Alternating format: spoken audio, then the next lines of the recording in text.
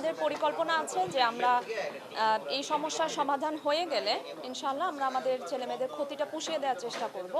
হয়তো অফ ডেতে শুক্র শনিবার অফলাইন অনলাইন যে কোনোভাবেই ক্লাস নেওয়ার ব্যবস্থা করে আমরা এই ক্ষতিটা পুষিয়ে দেওয়ার ব্যবস্থা করব। এবং একটা দিক থেকে বলতে গেলে আমরা ওদের কথাও ভাবছি, কারণ এই সুযোগ সুবিধাগুলো সংকুচিত করা হলে ভবিষ্যতে আমাদের খুব মেধাবী ছেলেমেয়েরা আসলে শিক্ষকতা আসতে চাইবে না। তো সেজন্যই এটা সব সার্বিক পরিস্থিতি বিবেচনা করেই আসলে আমরা অবস্থান কর্মসূচিতে এসেছি। আশা করছি খুব দ্রুতই এই সমস্যার সমাধান হবে। এটা দীর্ঘস্থায়ী হওয়ার আমি কোনো যৌক্তিকতা আসলে দেখছি না।